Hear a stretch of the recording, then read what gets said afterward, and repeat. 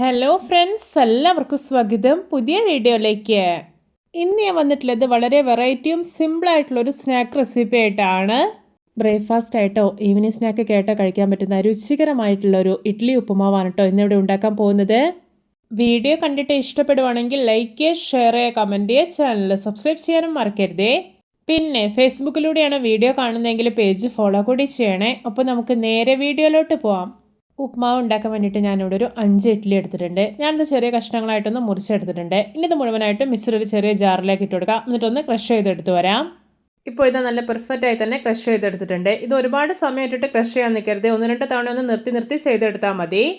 ഇത് ഒരുപാട് സമയം മിക്സിയിലിട്ട് കറക്കുവാണെങ്കിൽ നന്നായിട്ട് കട്ട പിടിച്ച് നമ്മൾ മാവൊക്കെ കുഴയ്ക്കുന്ന ഒരു പാകമായി പോകും. അത് പ്രത്യേകം ശ്രദ്ധിക്കണം.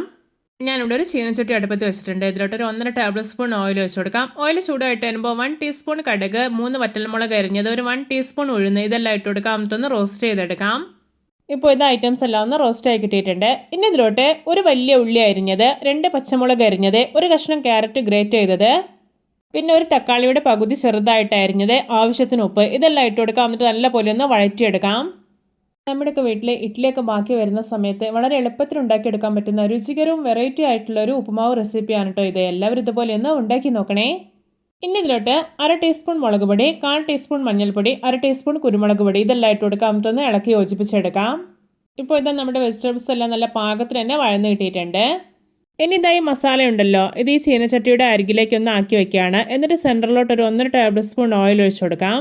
ഇതിലോട്ട് ഒരു 2 മുട്ട കുറച്ച് ഉപ്പ് ചേർത്തിട്ടൊന്ന് മിക്സ് ചെയ്തെടുത്തിട്ടുള്ളതാണ്. അത് ഇതിലേക്ക് ഒഴിച്ചു കൊടുക്കാം. എന്നിട്ടൊന്ന് ചിക്കി എടുക്കാവുന്നതാണ്. ചിക്കി എടുത്തതിന് ശേഷം മസാല എല്ലാം ചേർത്തിട്ട് വീണ്ടും ഇളക്കി യോജിപ്പിച്ചെടുക്കാം. ഇനി ഇതിലോട്ട് ക്രഷ് ചെയ്ത് മാറ്റി വെച്ചിരിക്കുന്ന ഇഡ്ഡലി ചേർത്ത് കൊടുക്കാം. പിന്നെ കുറച്ച് കറിവേപ്പില കൂടി ചേർക്കുന്നുണ്ട്. എന്നിട്ട് ഇളക്കി യോജിപ്പിച്ചെടുക്കാം.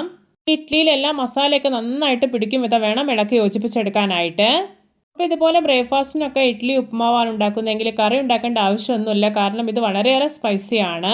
ഇപ്പോൾ ഇതാ കണ്ടോ, ഇഡ്ഡലിയിലെല്ലാം മസാലയൊക്കെ നല്ല പോലെ തന്നെ പിടിച്ചു കിട്ടിയിട്ടുണ്ട്. ഇനി ഇതൊരു 1-2 മിനിറ്റ് കൂടെ അടുപ്പിൽ വെച്ചാൽ മതി. ശേഷം ഇത് വാങ്ങി വയ്ക്കാം. ഇതാ നമ്മുടെ രുചികരമായിട്ടുള്ള വെറൈറ്റി ആയിട്ടുള്ള ഇഡ്ഡലി ഉപ്പുമാവ് റെഡി. നോക്കി കാണുമ്പോൾ തന്നെ കൊതി വരുന്നില്ലേ? അപ്പോൾ വളരെ കുറഞ്ഞ ഇൻഗ്രീഡിയൻസ് മാത്രം ഉപയോഗിച്ചിട്ട് എത്ര എളുപ്പത്തിലാണ് നമ്മൾ ഈ ഒരു ടേസ്റ്റി പലഹാരം ഉണ്ടാക്കി എടുത്തിട്ടുള്ളതല്ലേ? എല്ലാവർക്കും എൻ്റെ സിമ്പിൾ ആൻഡ് ടേസ്റ്റി ഇഡ്ഡലി ഉപ്പുമാവ് ഇഷ്ടപ്പെട്ടെന്ന് വിചാരിക്കുന്നു. ഇഷ്ടപ്പെട്ട സപ്പോർട്ട് ചെയ്യാൻ മറക്കരുതേ. അപ്പോൾ ഇതുപോലെയുള്ള വെറൈറ്റി വീഡിയോകളായി നമുക്ക് വീണ്ടും കണ്ടുമുട്ടാം. Okay, bye bye.